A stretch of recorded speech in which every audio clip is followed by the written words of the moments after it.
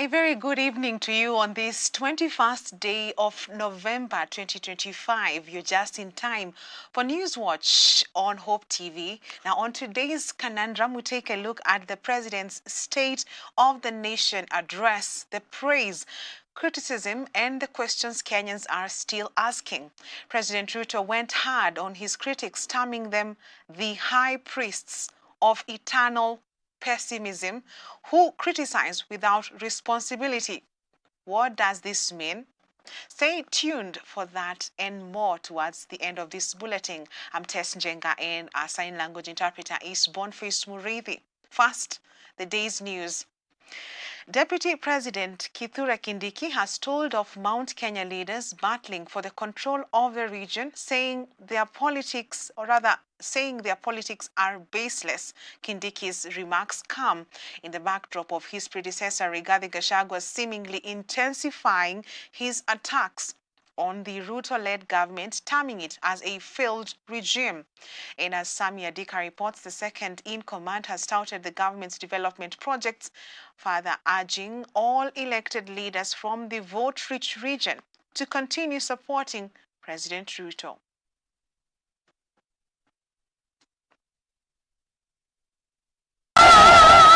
Just a day after launching a scathing attack on his predecessor, Friday morning, Deputy President Kithure Kindiki pitched camp at Rigathi Gachagua's Mathira constituency for an economic empowerment program. Arambe! Arambe! Taking the bull by its horn, Kindiki termed Gachagua as a political bully in a move aimed at diluting his influence in the region. Kuna watu wanajisifu, wanajipiga kifua, vile watu ni hodari, vile ati kama sio wao, hata hao wabunge hawa wametukanwa, wameitwa majina, wameambiwa lazima waabudu sijui nani. Hii dunia wa kuabudu ni mmoja, Mwenyezi Mungu aliye hai. Urging elected leaders in Nyeri County to rally behind President Ruto's government, Kindiki insisted it is the only way to ensure the electorate fully benefit. I know what I am doing, and I know what will give us what we are looking for. Ile tunatafuta kama jamii haitapatikana na makelele na fitina na mambo ya ujinga. Itapatikana kwa kutumia akili. The second in command insisted that he will not be swayed to betray President William Ruto, as it will destroy his chances of leading from the house on the hill. Walijaribu kunisawishi tutoke kwa serikali. Mimi nilikataa. Niliwaambia mambo mawili. Kwanza, tukitoka kwa serikali saa hii, watu wetu wamepata nini kutoka kwa hii serikali ambayo tulichagua? Si afadhali tungoje? Hata kama ni kutoka, tutoke huko mwisho kabisa huko. Ama namna gani? Wakati umekamua. Highlighting some of the development projects spearheaded by the Kenya Kwanza government, Kindiki reiterated his commitment in ensuring all promises are kept. Nataka niwahakikishie mahitaji yenu yote ya maendeleo, kwa sababu mko na mjumbe anajua kukaa vizuri na wale wako kwa vyo vya serikali, ndio akamue kwa watu wake wapate ile wanahitaji. Hata ile bado hamjapata itapatikana, kwa sababu tuko na heshima na mheshimiwa wa Mungu. With the 2027 general elections quickly approaching, the rush to muscle up the Mount Kenya's vote-rich region for President Ruto now seems to be taking shape, with Gachagua also determined to water down his former boss' impact in the region. Nione salamu ya Rais William Ruto, salamu ya Rais. For Newswatch, I'm Sami Adika. Now, still in matters politics, government-allied leaders are accusing the united opposition of plotting violence ahead of the November 27th Malava constituency by-election. Navaholo, Member of Parliament Emmanuel Wangwe, Likuyani, Member of Parliament Innocent Mugabe, and Farouk Kibet are calling on Malava residents to maintain peace before, during, and after the polls. They also outlined development plans they expect to roll out if the UDA candidate David Ndakwa wins the seat. Ndakwa has pledged to revive and modernize the sugarcane industry, saying the majority of Malava residents who rely on sugarcane farming would benefit directly from his proposed reforms. Tumefika ama hatujafika? Mnaambia wakabila waende wasiende? Waende mali walitoka? Wanaleta tabia mbaya Malava? Waende huko. Na hiyo tabia mbaya mimi nataka munionyeshe, nikifanya hivi mnafanya hivyo. Waende wasiende? Wapeleke tabia mbaya? Wasilete Malava? Wasitisha watu ya Malava? Ati wanaleta kunz Malava? Nikisema hivyo mnasema riswa. Wasilete kunz Malava? Waende wasiende? Ni ndakwa si ndakwa? Aingie bunge. Sasa muoneshe hivi na muombe ndakwa, ndakwa, ndakwa, ndakwa, ndakwa. Siasa yangu ni ya sera. Siasa yangu ni ya matumaini. Siasa yangu sio ya vita. Siasa yangu sio ya fitina. Siasa yangu sio ya propaganda. Siasa yangu sio ya hasira. Siasa uombwa pole. Tena mimi siongei kwa mtu mwingine. Nimekuja hapa mtanipikia kura tarehe 27 kama sijatacha mtu mwenye tunapambana naye kwa hii kiti. In Malava, the united opposition has drummed up support for their candidate in Malava, Seth Panyako, hailing him as the most suitable candidate. Speaking during campaigns ahead of the by-elections next week, DAPK leader Eugene Wamalwa has expressed confidence that opposition candidates will defeat their opponents. His sentiments have been echoed by Wiper Party leader Kalonzo Musyoka, among other opposition leaders. This as the leaders accuse security officers of being used to prevent them from conducting their campaigns in Malava. Uongo huu wa kiongozi mzima wa Kenya wamechoka nao. Huyu Faruk aulizwe kwa mfano, wakati watoto walikuwa wanauawa, wakati watoto wanakuwa abducted, wanawekwa ndani ya masubaru, ni nani alikuwa komanda hiyo kikosi? Kikosi hicho. Na tutakuja tuambieni ukweli, kwa sababu kusema kweli wengine watapelekwa mbele ya mahakama mwishowe wa mambo haya. Kwa sababu Kenya wanataka nchi ambayo inatawaliwa kisheria. Kwa hivyo leo nimeshangaa, na nyinyi watu wa Malava mjipigie makofi kwa sababu polisi amekimbizwa na nyinyi hapa leo. Nasikia mlikuwa na mkutano akaja akatimua mbio. Wengine akatimua mbio. Hapa ametumuliwa na wananchi. Imefika mahali wananchi waseme tunataka nchi yetu. Nyinyi mko mbele, mstari wa mbele kusema Kenya itakuwa ni yetu. Ni watu wa Mbaluya wote na Wakenya wote. Kwa hivyo tukitoka hapa, kama vile my friend hapa amesema Malala ati wanatungojea, mimi nimezoea kupigwa tear gas na polisi na bado niko hai. Tumekuwa mbele kule Mlima Kenya na Rigiji, kule wanarudi kwenye debe kama ninyi siku ya Alhamisi wiki ijayo. Kule wameamua wanapea mbunge wa United Opposition anaitwa Karis, na yule wa Kasongo anaenda nyumbani na Kasongo.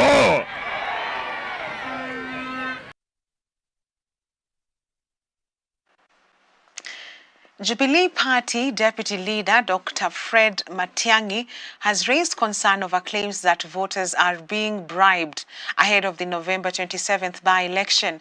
Matiang'i alleges that some government-aligned political leaders are using public funds and state vehicles to influence the outcome of the poll. He has urged the IEBC to take action and curb the misuse of state resources during the election period. Haya mambo mnaona hapa ya kuonga, na unauliza IEBC, hii ni aibu ya ajabu. Pesa sasa inaongwa hapa mchana. Hata leo nimeona kule mbele wanaweka watu kwa laini, wanawapea pesa mchana. IEBC inaangalia maneno yote, magari ya serikali, watu wa serikali, na hao wanapiga hapa kujigamba kusema tutaiba kura. Na William Samoei Ruto, anza kupanga safari yako mapema. Umetuchosha. Maliza uende. Maliza. Bila mono. Away from politics to matters leaders' integrity, CITAM's presiding Bishop Callisto Odede has urged leaders in Marsabit County to be people of integrity and not allow themselves to be compromised. Speaking at Marsabit town during a meeting that brought together various leaders, including religious and county government leaders, Bishop Odede noted that some leaders see the offices they are holding as a commodity that can provide for their needs instead of looking how they can benefit the people they are leading. Our reporter Alice Diana attended the event and has filed for us the following report. Various leaders from different religions, the county government of Marsabit and different organizations in Marsabit County today met with a section of CITAM leadership led by the presiding Bishop Callisto Odede. During the meeting that was held at one of the hotels in Marsabit town, Bishop Odede shared the gospel while encouraging them to be good leaders wherever God has planted them, even as he emphasized on the need to uphold integrity. Even though we have a very good office that can make a great impact, I turn my office into a commodity that provides for my needs. We've seen this happening when the whites used to come to Africa and they would take the resources of Africa back to Europe. They were turning Africa into commodity. We've seen this with certain leaders in the continent who turned their whole nation into a commodity.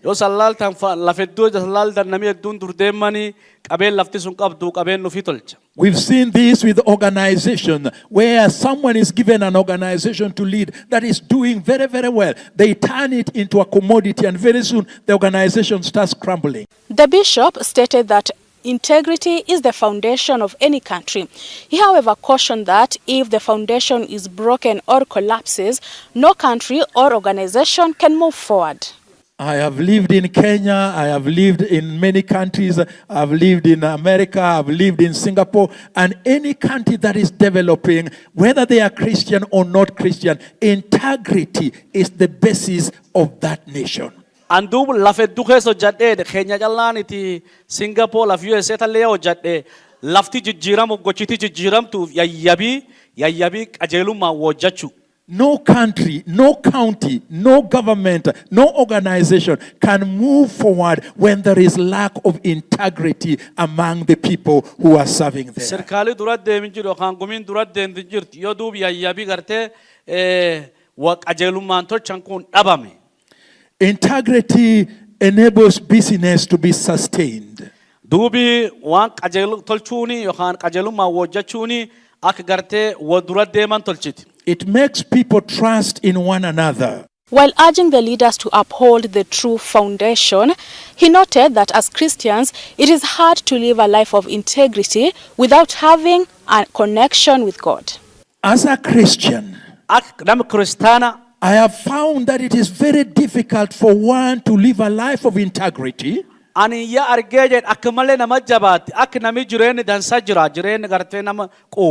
without a power from inside them that is helping them to live that kind of life. And as a Christian, I have drawn my own sense of strength and power from a connection with God. Marsabit Central OCPD commended Bishop's message and urged the church to continue preaching about integrity. Maongeo yote imeongelewa hapa kuhusu amani na maendeleo, wajibikaji wa kazi, integrity issues and about the corruption. Vile wanaendelea ni mzuri, juu hata wakienda mashinani kwa makanisa, wahubiri amani na wahubiri utendakaji na integrity, itasaidia society sana. Ningeomba waendelee na hiyo mwendo na hiyo moyo ya kuhubiri sana sana mambo ya integrity na mambo ya amani.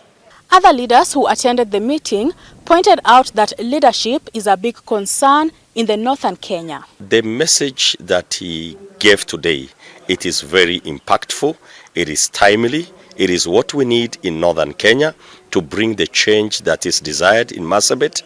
We thank God the topic about integrity. I felt this is the right message when the nation is going through a lot of challenges, especially with young people, the challenges that we are getting at the county level and even at the different levels of institutions of learning. Tunashukuru Mungu kwamba ameguzia sana kwa njia ya kipekee hali ya sasa ambayo watu na jamii yetu tunapitia. Vile msingi wa taifa umesambaratika kwa sababu ya mambo magumu, lakini pia vile tunafaa kusimama imara tukikuza maadili bora tuweze kusimama na kuwajibika. Alikuwa anafunza akiwa ana smile. Mimi sijasikiza nikismile, nilijirudia ili nikata. Nikasema ewe huyu bishop angejua vile imenikata roho ya kwamba sisi hatutanyamaza kwa wale hawajiwezi na kwa wale pia hawawezi kuongea. Sisi ndio watu ambao wataongea. Reporting for Hope TV Newswatch from Marsabit County, I'm Alice Diana. Well, that report all the way from Marsabit takes us to a short break on Newswatch tonight. Don't go away, we have more coming up.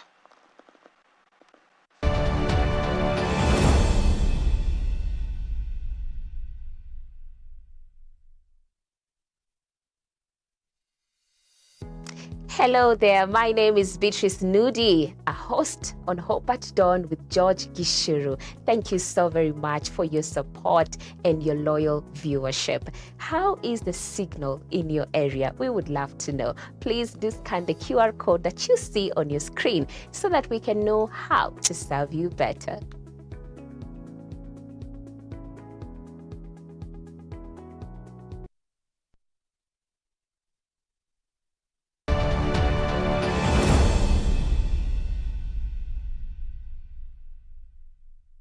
Welcome back. The National Syndemic Diseases Control Council now says that children account for 22% of new HIV and AIDS infections and 13% of HIV-related deaths, with adolescents and young people aged 10 to 24 making up a third of all new cases.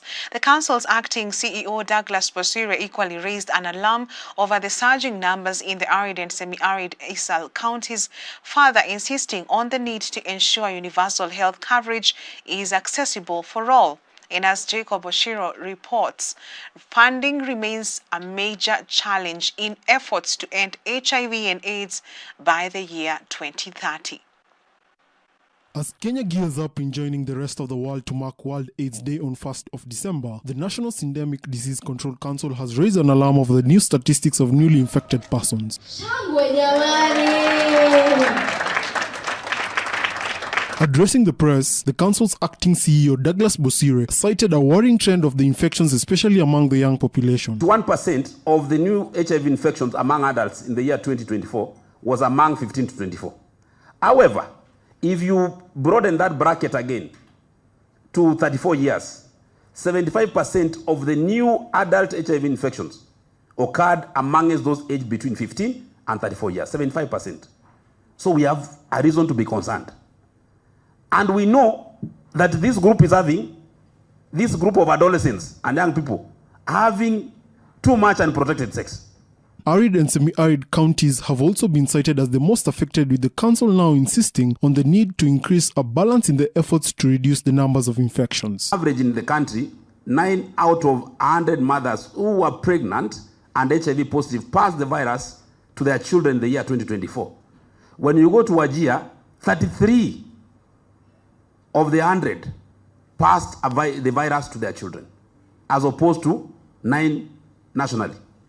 In fact, you have 7 counties up there, up north, who had mother-to-child transmission rates of above 20%, which is almost double or triple the national average. Despite funding proving to be a major hindrance in the fight against HIV and AIDS, especially after the withdrawal by USAID, NASCOP's Dr. Andrew Mulwa has pledged to ensure HIV patients are equally covered by the Social Health Authority to ease the burden of access to treatment. Part of the new financing agreement that we are going to have with our partners will be geared at ensuring that HIV services, TB services are covered in the social health insurance mechanism.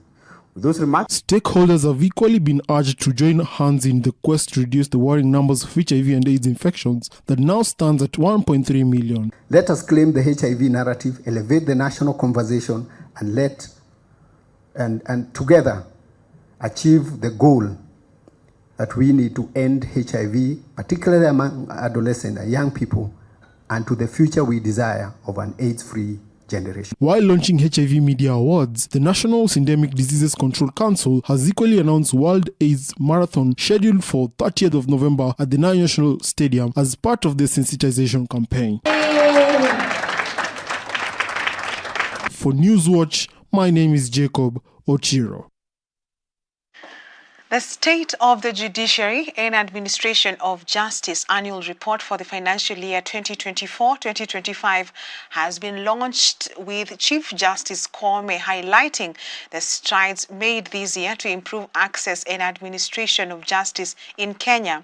Speaking today at the Supreme Court grounds during the launch of the annual report, Koome lauded the judiciary fraternity for helping her achieve the gains they have made, but decried funding gaps. Access to justice also improved significantly during the last financial year through expansion of the judiciary's physical and digital footprint. We continued to grow judicial presence across the country by operationalizing new courts and sub-registries. These include a new Court of Appeal sub-registry in Garissa, bringing the total number of the Court of Appeal sub-registries to 6. We also operationalized 2 High Court stations in Isiolo and Makandara, and 5 additional High Court sub-registries, ensuring the presence of the High Court in all the 47 counties. The increasing number of stations and expanding jurisdictions demands urgent need for additional staffing to sustain improvements in access to justice and maintain high standards of service delivery. Yesterday, we went to Parliament to listen to the State of the Nation address by His Excellency the President. We had to run away, me and the Deputy Chief Justice, because the members of Parliament are reaching out to us to open a court in their constituencies. And we don't have money to open. So we told them to allocate us money, and then we'll be able to hire staff, because they said they can even build the court for us. The 2022 budget for the judiciary was at 21 billion shillings. The current budget, the Chief Justice has confirmed to me, is at 26 billion shillings. It is not enough, but there is modest progress. Now, President William Ruto has today signed 4 major bills into law at State House, Nairobi, marking a significant boost to governance, economic reforms, and county development. They include the County Government Additional Allocations Act that will channel an extra 70.6 billion shillings to counties in the 2025-2026 financial year. The Capital Markets Amendment Act modernizes the regulatory framework for licensing intermediaries, eliminates shareholding limits, and aims to revitalize Kenya's capital markets by enhancing efficiency and easing investment processes. The other 2 are Provisional Collection of Taxes and Duties Act and the Government-Owned Enterprises Act. Excellency, I have the instructions of the Speaker of the National Assembly to place before you 3 vellum copies for your assent. The first one is the Capital Markets Amendment Bill, which was a bill that was introduced in the National Assembly by the leader of Majority Party, having gone through the Cabinet. That bill, Your Excellency, is one of those that the Cabinet Secretary for the National Treasury undertook to bring to Parliament when he was reading the budget in June last year. Correct. The bill, Your Excellency, is one of those that is implementing the objectives of the government and Parliament to make doing business in Kenya easy. Under the current Section 29 of the Capital Markets Act, there's a requirement that the shareholding for different players under capital markets, that is stockbrokers and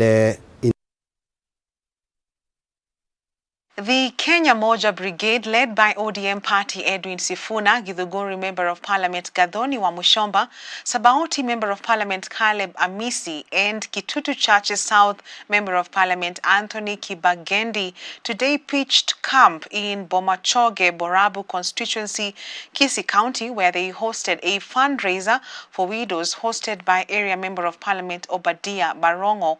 The leaders later held a mega rally in Kisii County. Addressing residents, the Sabaoti Member of Parliament dismissed calls to ODM legislators to join the broad-based government founded by the party's late leader Raila Odinga and President William Ruto. Sisi watu ambaye tuliamini baba Raila Amolo Odinga, huyu kijana alikuwa mmoja wao. Baba akisema right, anaenda right.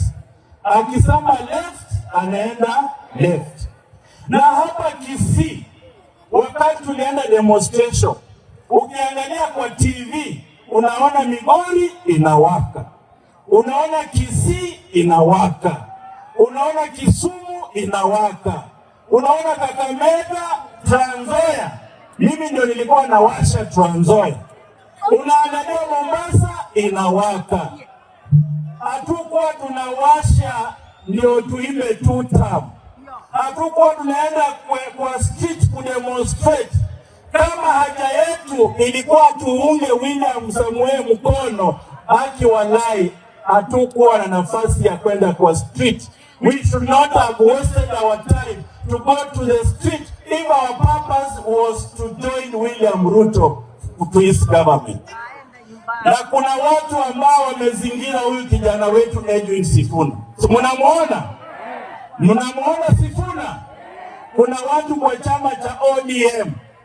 Nataka niwaambie, I'm the only person who can say this. Wengine ni waoga. Kuna watu wamezunguka huyu kijana yetu Edwin Sifuna kule kwa ODM. Ati wanasema ati baba kabla ya kukufa aliwaambia amewawacha kwa broad based. Si mnaona watu? Mmewaona? I want to tell them, hakuna mtu ambaye anajua kila kitu Raila Amolo alisikizana nacho akiwa na William Ruto.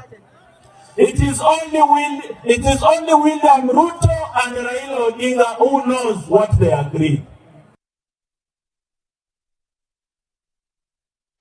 The Kenya Women Senators Association, known as KEWOSA, has expressed deep concern over the rising cases of child sexual abuse, HIV infections, and early pregnancies, which have become increasingly prevalent in Bungoma County. Speaking in COP0 in Mount Elgon constituency, Bungoma County, during a public sensitization forum on combating the triple threat, the association's chairperson, Veronica Maina, said they will ensure that a bill addressing the challenge is passed in Parliament. We will address all the challenges that need to be addressed using the law, where we need to amend the laws and even have the cases of children who are brought before, for cases of victims who are brought before courts. Or victims, not the victims, but the criminals who are brought before court, culpable of defilements, of rape, of gender-based violence, we are asking the judiciary also that they be tackled with great speed, just the way we tackle electoral disputes. We are working hand in hand with other stakeholders kuhakikisha ya kwamba tunaingia mashinani, tunafanya mambo ya mentorship na pia tuna train walimu ambao wanahusika na mambo ya guiding and counseling, because tumekundua ya kwamba kuna mashida nyingi ambayo watoto wetu wanapitia, na wale watu wanakaa muda mrefu na watoto ni walimu. So tunataka kutarget walimu kwa kuhamasisha ili watusaidie kufikia jamii katika households zao. I really want to support that venture and also give a shout against the drug abuse that is rampant in this region, because it is making most boys and even girls drop out of school, and that is also a contributing factor towards gender-based violence. As the judiciary, we are endeavoring to ensure that cases of sexual offences and SGBV are fast-tracked. The judiciary has formed special courts to deal with the SGBV cases, and in many instances we ensure that the complainants are heard on priority basis.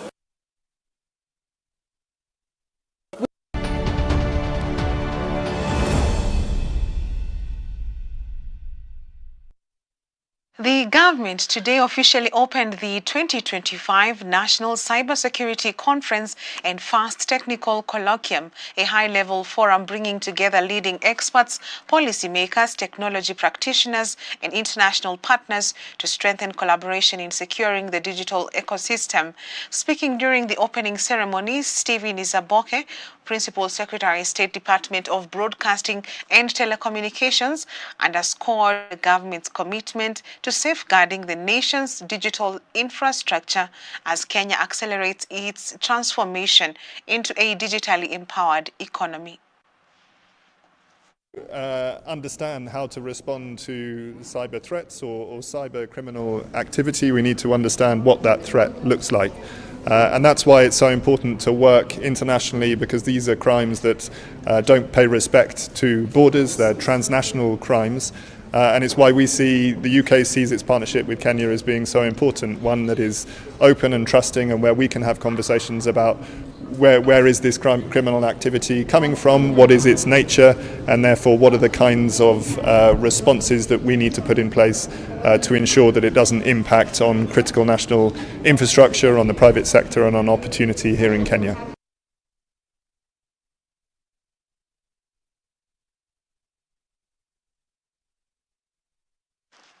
NCBA Bank and the Lake Victoria South Waterworks Development Agency have launched a major partnership to improve access to clean and reliable water across the Nyanza region. The initiative kicked off today with the handover of the first 24 water tanks to schools, hospitals, markets, and community institutions across 8 counties. This program is to enhance the accessibility of water to the deserving and the undeserving communities. So this program will be targeting markets, targeting schools, targeting social centers, targeting individuals who ought to benefit from it. We made a request of 200 tanks because, as you are all aware, as an agency we deal with water, and we have a program under water harvesting where we issue tanks to schools, to marketplaces, to hospitals, and we approached the NCBA Bank, which promised to give us 200 tanks, and they have given us the first batch of 24 tanks. We're inspired by your vision of harnessing water resources and using them responsibly, and that these water tanks will have a positive impact in the schools, communities that they will be placed. I'm delighted to hear, Bwana Chairman, that you want to extend this as a partnership and a program that will continue hopefully for many more years as we continue to extend, and it is our commitment that we will continue to support.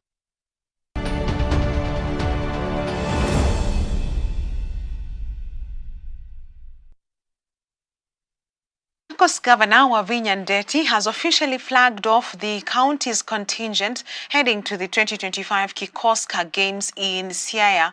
Last year, Machakos fielded 179 participants and brought home 6 trophies. This year, the county has more than doubled its team, sending 408 athletes to compete in 21 disciplines, including football, basketball, golf, and several others. Last year, in Kakamega, Machakos County fielded 179 players competing 9 disciplines. This year, we are sending a formidable team of 408 players. Machakos shone brightly in Kakamega, bringing home 6 trophies. This time, tutawachapa Ilale. Na hakuna mchezo. Tunaelewana? Lazima wajue sisi ni nani. We must show them who we are. This year, I am challenging you to raise the bar even higher. Bring home at least 18 medals.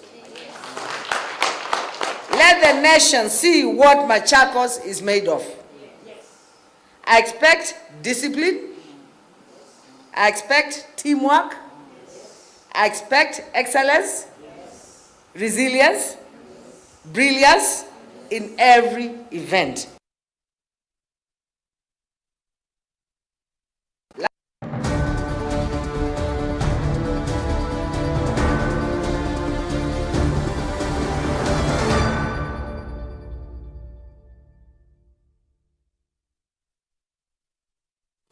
Our critics, the high priests of eternal pessimism, who criticize without responsibility and tear down without offering alternatives, will want you to believe that our economy is going in the wrong direction.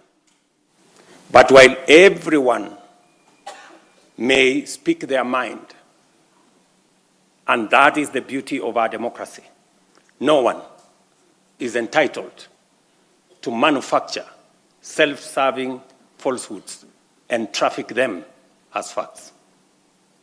And facts are exactly what I present here today: clear, verifiable, and indisputable. In his 2025 State of the Nation address, President William Ruto painted a picture of progress: 3 years of economic recovery, reduced inflation, and a stabilized shilling. Addressing a joint sitting of Parliament, the President applauded lawmakers for what he called their legislative agility and principled oversight, crediting the 13th Parliament with helping drive national development. This is a striking contrast, as only a few months ago the President publicly accused members of Parliament of corruption and bribery, promising to take action against the culprits. Well, just as a by the way, no member of Parliament has been held accountable following the stern remarks that caused an uproar in Parliament as the legislators cried foul. Delivering his address on Thursday, his tone was one of praise, raising questions about whether accountability concerns have been shelved in favor of political harmony. At the same time, however, outside the chambers, a very different conversation was unfolding. In Kisumu County, a section of youth leaders dismissed the address as disconnected from the lived realities of ordinary Kenyans. As it has been said locally, kwa ground, vitu ni different. They argued that the speech left out key stakeholders and failed to offer clear strategies on tax policy, revenue use, and international relations, especially in light of recent abductions and killings of Kenyans in neighboring countries. The President went hard on his critics, terming them the high priests of eternal pessimism, who criticize without responsibility. The head of state urged leaders to be judged by their actions and not their slogans. However, several questions linger. If the nation is truly on a strong upward trajectory, where is the tangible evidence? Are government critics who have been advocating for accountability, transparency, and good governance really high priests of eternal pessimism, or are Kenyans simply not feeling the progress on the ground? As Kenyans ponder on the president's message and the contrasting public reactions, the bigger question remains: what is the true state of the nation? The answer for many Kenyans may depend on which lens they are viewing it through. Perhaps critics need to be more optimistic and reevaluate its stance on national issues, or the government needs to really be in touch with its people's feelings and concerns. It has been said that a tree is judged by its fruits. Perhaps the answer lies in asking what fruits have been born in the country, in this government. For fruits truly do not lie. And that is today's conundrum.